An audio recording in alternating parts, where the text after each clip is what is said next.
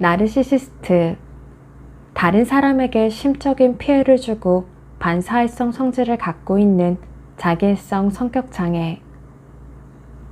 코디펜던트, 자신을 희생하면서까지 타인에게 헌신하는 공의중 관계에 빠진 사람. 안녕하세요. 정서적 재리딩의 정서적입니다. 이번 영상에서 여러분과 함께할 책은 북드림에서 출간한 서머님의 당신은 지나치게 애쓰고 있어요 입니다.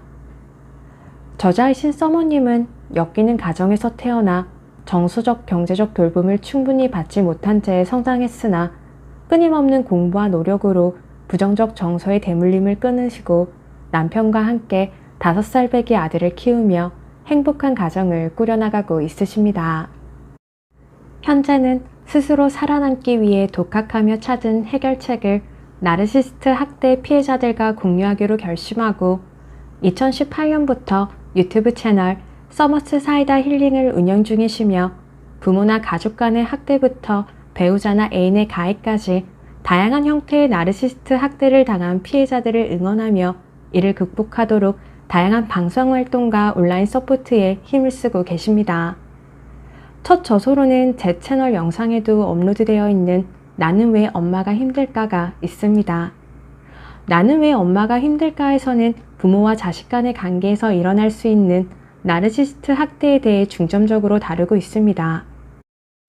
이번 두 번째 저서 당신은 지나치게 애쓰고 있어요에서는 부모나 자식 간의 관계뿐만 아니라 배우자, 친구 등 여러 다양한 인간관계에 걸쳐 일어날 수 있는 나르시스트 학대에 관해 다루었습니다. 인간관계에 있어서 본인이 다른 이에게 힘이 되어주고 고민을 들어주고 문제를 해결해 주었지만 그럴수록 사람들은 고마워하기는커녕 무례하거나 부당한 부탁을 한다면, 그리고 그것을 시히 거절하지 못하고 있으신 분들, 정작 내가 힘들 때 도움받을 곳이 한 군데도 없으신 분들이 계시다면 이 책을 읽어보시길 추천드립니다. 그럼 본 영상을 허락해주신 북드림에 감사드리며 지금부터 낭독을 시작하겠습니다. 당신은 지나치게 애쓰고 있어요. 서머 1장. 내가 문제라고요? 국내에서 코디펜던트라는 개념은 이따금 상호의존, 상호종속, 공의존, 조력자 등의 의미로 소개된 적이 있지만 잘 알려지지는 않았다. 그 때문에 지금까지 한국의 코디펜던트들은 각자 고립되어 자신이 이상하다고만 믿고 있었다. 주위 사람에게 학대자나 문제자와의 관계로 인한 어려움을 호소해도 남편이 때리면 이혼하면 되지 라거나 부모님은 표현이 서툴러서 그러시는 거야. 또는 2번 당하면 당하는 네가 어리석은 거지 라는 말을 들을 뿐이었다. 1. 저는 안 도와주셔도 되는데요? 서머님, 저는 서머님의 상담사지 서머님 어머님의 상담사가 아니에요. 저는 서머님의 회복을 위해 상담하고 있어요. 어머니의 문제는 여기서 해결할 수 없답니다. 임신했을 당시 나는 아이를 건강하게 키우고 싶은 마음에 남산만한 배를 부여잡고 출산 직전까지 심리 상담을 받았다. 주로 어린 시절의 경험담과 성인이 되어 깨닫게 된 가족의 역기능에 대해 이야기하면 상담사는 내 이야기를 경청했고 내가 힘들어하면 따뜻하게 위로해 주었다. 대화는 나의 기억이나 감정으로부터 시작했다. 하지만 어떤 이야기를 하든지 결국은 엄마의 이야기로 흘러갔다. 대부분이 엄마를 향한 연민이나 책임감, 죄책감 등의 감정이었고 시작과 상관없이 결국엔 엄마 걱정, 엄마의 문제를 이야기하기 일쑤였다. 그리고 나는 상담사가 이를 해결해 줄 것이라고 기대했다. 당시에는 나 역시 많은 코디펜던트가 하는 흔한 착각에 빠져 있었다. 다른 사람도 나처럼 나의 문제자에 대해 걱정하고 문제를 해결할 방법을 찾는 데 도움을 줄 것이라고 기대한 것이다. 그랬기에 나는 엄마의 문제에만 초점을 맞추고 이를 해결하기 위한 대화를 이어갔다. 그때마다 상담사는 대화의 방향을 나의 이야기로 돌리려 애를 썼다. 급기야 상담사는 내게 자신은 나의 상담사이지 내 엄마의 상담사가 아니라고 말하기에 이른 것이다. 그렇지 않고서는 엄마 문제로 되돌아가고 마는 나의 생각 패턴을 멈출 수 없었기 때문이다. 상담사의 의도는 이해가 되었지만 엄마 문제를 들어주지 않는 것이 내심 서운하기도 했다. 그렇게 나는 출산이 임박한 만삭의 몸으로 일주일에 1시간밖에 주어지지 않는 귀한 상담 시간에서조차 엄마를 걱정했다. 내 이야기를 들어주고 회복을 도와주려는 상담사에게 섭섭해하면서까지 말이다. 내 문제는 스스로 해결할 수 있어요. 나는 놀라울 정도로 책임감이 강하고 힘들고 지루한 가정도 잘 견디며 무엇이든 스스로 다 해내는 아이였다. 부모님은 매학기 초에 공책 10권과 연필 1다스를 사주고 일주일에 500원씩 용돈을 주었다. 하지만 그 용돈으로 한 학기 준비물을 제대로 갖추기엔 턱없이 부족했다. 그러다 보니 3학년 때는 연필 한 자루를 아래 위로 깎았으며 5교시를 견뎌야 했다. 여러모로 힘겨운 학교 생활이었다. 그 후 나는 항상 다음 학기를 대비해 교회에서 상으로 주는 달란트를 열심히 모았다. 매주 성경을 필사해 모은 달란트로 학기 말에 열리는 달란트 시장에서 다음 학기차 학용품을 구입했다. 또래 친구들은 평소에 가지고 싶어 하던 장난감 하나를 사는데 몇십 달란트를 썼지만 나는 꼼꼼히 계산하여 자, 연필, 지우개, 필통 등 필요한 학용품을 살뜰히 구입하고 서랍 하나에 고스란히 모아두었다가 한 학기 내내 요긴하게 사용했다. 지금도 생각나는 어린 시절 일화가 있다. 나는 어려서부터 또래들과는 관계를 잘 맺지 못했다. 여기서 기인한 스트레스는 초등학교 고학년이 되면서 정도가 점점 심해졌고 급기야 등교할 격정에 잠을 편히 자지 못할 정도였다. 하지만 나는 이런 고민을 가족 누구에게도 털어놓을 수 없었다. 아빠의 오랜 실직으로 집에는 근심이 있었고 엄마는 내게 차에 뛰어들어 죽어버리겠다는 협박을 수시로 해댔다. 그 때문에 나는 초등학교 1학년 때부터 아무 문제가 없는 척 꽤 오랫동안 연기를 하며 살아왔다. 그러던 어느 날 같은 초등학교에 다니던 3살 터울 남동생이 같은 반 친구에게 괴롭힘을 당한다는 이야기를 엄마에게 털어놓았다. 엄마는 내게 동생의 문제를 해결해 주라고 떠넘겼고 나는 밤새 어떤 방식으로 해결해야 할지 고민했다. 다음날 나는 짝꿍이었던 남자아이와 동행하여 동생을 괴롭히는 아이를 불러내 내 동생을 한 번만 더 괴롭히면 가만두지 않겠다고 으름장을 놓았다. 하교 후 나는 동생의 문제를 어떻게 해결했는지 엄마에게 보고했다. 엄마는 단순히 겁만 준 나의 대응 방식이 적절하지 못했으며 동생을 괴롭히는 아이에게 어떤 방식으로 말해야 했는지 세세하게 지적했다. 그 이후 엄마는 자녀의 교우관계 문제에 대한 부모의 역할을 다 해냈다고 판단했는지 더는 신경 쓰지 않았다. 그래도 6학년 형 누나의 으름장은 3학년짜리 아이에게는 나름대로 효과가 있었던 것 같다. 동생은 더 이상 괴롭힘을 당하지 않았으니까. 하지만 내 문제는 여전히 남아있었고 누구의 도움도 받지 못했다. 동생의 문제를 해결한 멋진 6학년 누나였지만 정작 나는 매일 점심시간에 누구와 도시락을 함께 먹을 수 있을지 고민해야 하는 소외된 아이였다. 나는 내 문제는 언제든지 내 힘으로 해결할 수 있다고 생각했기에 자신의 문제를 스스로 해결할 수 없는 다른 사람을 먼저 도와주어야 한다고 믿었다. 그러나 30이 넘었을 때 그들의 문제를 우선 해결하기 위해 바둥거리느라 실상 내 문제에는 손도 못 대고 있다는 사실을 문득 깨달았다. 게다가 그들은 자신의 문제를 내가 온 에너지를 쏟아부어 해결해 준 덕에 매우 완벽하게 잘 살고 있는 것이 아닌가. 예전에는 이 세상에서 나 혼자만 이렇게 어리석게 산다고 느꼈다.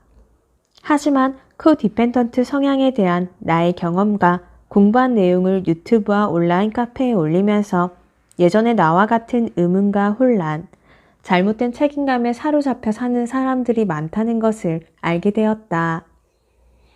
우리 코디펜던트들의 흔한 스토리는 이렇다. 적금을 깨 동생 혼수 장만에 보태고 결혼 준비를 돕느라 바빴지만 정작 나는 결혼은커녕 연애 한번 제대로 못 해봤다. 오빠 부부의 돈 문제를 해결해 주느라 정작 내 자녀의 대학 등록금이 없어 학자금 대출을 받았다. 자기 연민에 빠져 막말과 정서적 학대를 일삼는 시어머니를 돌보느라 방치했던 나의 자녀들이 불안증이나 우울증을 앓게 되었다.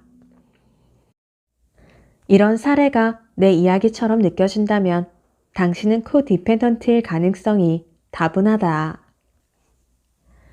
2. 부정하고 싶은 현실. 코디펜던트는 자신이 문제 있는 사람을 온전히 이해하고 사랑하며 남들은 모르는 그 사람의 진가를 알아보고 도움을 줄 수 있는 특별한 존재라고 믿는다. 그래서 자신과 학대자가 운명적인 연인, 참된 친구, 영혼의 단짝이라고 생각한다. 이것이 코디펜던트가 상대에게 헌신하는 이유이다. 상대에게 문제가 많을수록 코디펜던트의 전투력은 강해져서 그 문제들을 해결하는 것에 집착하고 행복을 위해 돕는다. 이렇듯 주위 사람들의 감정을 살피느라 너무나도 바쁜 코디펜던트는 정작 자신의 상황을 객관적으로 파악할 여유가 없다. 다음 A씨의 경우처럼 말이다. 저는 정말 B를 사랑해요.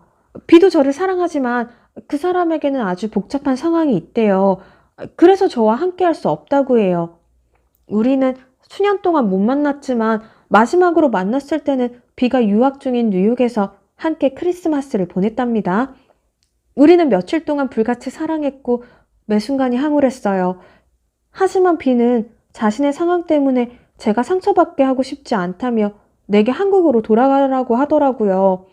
그런데 B도 아직 저를 잊지 못했나 봐요. 몇 개월에 한 번씩이지만 여전히 연락을 하죠. 물론 서머님은 이런 비극적인 사랑을 경험해 본 적이 없으시니까 절 이해하시지 못하시겠지만요. 나는 A씨에게 B와의 관계에 관한 이야기를 수년 동안 들었는데 그녀는 언제나 똑같은 이야기를 반복했다. 무언가에 과도하게 집착하는 사람을 만난 적이 있는가? 그들은 어떤 주제로 대화를 시작하더라도 결국은 자신이 집착하고 있는 주제로 대화를 끌고 간다는 공통점이 있다. A씨는 수년을 한결같이 B와 나누었던 짧은 대화나 문자를 곱씹곤 했다. B가 SNS의 프로필 사진이라도 바꾸면 그의 감정 변화를 유추하는 데 집착했다. B가 이야기해준 어린 시절 이야기를 떠올리며 그에게 어떤 상처와 아픔이 문제가 되었을까를 고민했다. B는 A씨에게 이어지지 않는 점 같은 정보를 이따금 툭툭 흘렸고 A씨는 그 점들을 잊기 위해 무수히 많은 가정과 추측을 하거나 작은 단서라도 찾으려 애썼다. 이러한 행동은 나와 대화하는 중에도 반복되었다. 어떤 주제로 이야기를 시작하더라도 결국은 B의 이야기가 되었다. 내가 A씨를 몇 년 동안 객관적으로 지켜보며 알게 된 진실은 이러했다. B는 A씨와 교제하는 상황에서도 수차례 바람을 피웠으며 갑자기 사라지기를 여러 번 반복했다. 그러던 어느 날 B가 A씨에게 뉴욕에 있는 자신을 만나러 올 수 있냐는 문자를 보냈다. 그리움에 지친 A씨는 B를 만나기 위해 뉴욕으로 날아갔다. 하지만 H가 뉴욕에 있는 동안에도 그는 두어 명의 여자와 끊임없이 문자를 주고받았고 밤마다 그녀를 혼자 둔 채 사라졌다가 이른 아침에야 돌아왔다. 그러나 A씨는 그 사건 후에도 끊임없이 B에게 집착하며 어떻게 하면 B가 자신과 함께하지 못하는 상황을 해결할 수 있을지 고민했다. 사정이 이쯤이 되면 보통 사람들은 B는 바람기가 많으며 A씨를 진심으로 사랑하지 않는다고 생각할 것이다. 하지만 당사자인 A씨는 그 사실을 인정하지 않는다. 인정하기는커녕 자신에게 그런 행동을 하는 B에게 말할 수 없는 어떤 사정이 있다고 믿고 해결 방안을 고민한다. 눈치챘겠지만 A씨는 코디펜던트임이 분명하다. 그에게는 그럴 만한 사정이 있어요. 코디펜던트는 자신이 돌보는 문제자에게 과도하게 사로잡혀 있다. 문제자가 무엇을 생각하는지, 어떻게 느끼는지, 무엇을 했는지, 어떤 말을 했는지에 대한 세세한 목록을 가지고 있다. 코디펜던트는 다른 사람의 감정을 읽어내는데 놀라운 능력을 보인다. 낮은 혼잣말, 미묘한 표정 변화, 카카오톡의 상태 메시지 등 아주 작은 힌트만으로도 상대가 어떤 감정을 느끼는지, 어떤 문제가 있고 어떤 방식으로 도움을 주어야 할지 바로 알아맞힌다. 상대의 기분을 살피는데 온 에너지를 쏟고 있기에 가능한 일이다. 문제자의 몸짓 하나하나에 민감하게 반응하기 바쁜 코디펜던트는 상황을 객관적으로 보지 못한다. 게다가 자신이 가지고 있는 모든 자원을 동원하여 문제자의 행동을 이해하려 애쓰고 합리화하고 정당화하려 노력하기까지 한다. 예를 들어 엄마가 어린 자녀를 방치하고 집 밖으로 놔두는 것은 그녀가 자신의 부모에게서 충분한 사랑을 받지 못했기 때문이라고 설명한다. 언어폭력을 행하는 친구는 그의 자존감이 낮아서 벌어지는 스스로 해결하기 힘든 문제라며 합리화하고 포용한다. 나 역시 일평생 자기 연민에 빠져 극도로 이기적이었던 엄마가 나를 정서적, 경제적으로 착취하고 있다는 사실을 부정하기 위해 갖은 애를 쓰며 살아왔다. 엄마를 돌보느라 너무 바빠서 슬프고 화나고 억울한 나의 감정 따위는 쉽게 외면할 수 있었다. 나를 너무 힘들게 할 때는 엄마의 감정, 말, 행동에 그럴 수밖에 없는 이유를 찾아주었다. 나의 의사는 묻지도 않고 사범대를 졸업하도록 강요한 것은 엄마가 교사가 되고픈 꿈을 이루지 못한 한이 있어서라고 애써 이해했다. 연애를 하지 못하도록 내 일거수이투족을 감시하며 숨막히게 나를 잴 때는 엄마가 너무 이른 나이에 결혼한 실수를 딸이 되풀이하지 않기를 바라기 때문이라고 생각했다. 내가 취업한 후 자신에게 월급을 통째로 맡기지 않는다며 반년을 괴롭혔을 때는 아빠가 돈사고를 많이 쳐서 그런 거라고 엄마의 행동을 합리화해 주었다. 하지만 이건 모두 사실이 아니다. 엄마는 본인의 의지만 있었다면 공무원이나 교사라는 직업을 가질 수 있었다. 또 엄마는 같은 연배의 다른 사람들과 비교할 때 이른 나이에 결혼한 것이 아니었다. 내가 경제적인 문제로 사고를 칠까봐 걱정되었다면 다른 부모들처럼 사회초년생이 가져야 할 경제적인 지식과 이후 계획 등의 적절한 가이드를 제공해주면 되는 것이었다. 이렇듯 제3자의 눈에 뻔히 보이는 진실이 코디펜던트들에게는 보이지 않는다. 코디펜던트는 현실을 부정하는데 매몰되어 있다. 우리가 가지는 고통의 원인은 우리의 문제자나 학대자에게 있지 않다. 사실을 외면하고 있는 우리 자신에게 있다. 3. 주는 법만 알아요. 알코올 의존증이 심한 어머니를 돌봐야 했던 서머스 사이다 힐링 유튜브 채널 구독자 CC의 이야기다. 그녀는 강한 인내심과 참을성을 발휘하며 무사히 학업을 마쳤으나 가정환경 탓에 정서가 불안했다. 이후 결혼을 했으나 그녀의 남편은 아내를 과도하게 통제하고 조종하는 심리 조종자였다. CC는 이러한 남편의 행동을 어린 시절에 겪은 부모로 인한 상처 때문이라 이해하며 정당성을 부여했고 인내하며 결혼 생활을 유지했다. 시쳇말로 독박 육아를 하며 어린 자녀들을 힘들게 키워난 C씨는 자녀들이 초등학생이 되자 남편을 힘겹게 설득해 마침내 직업을 가질 수 있었다.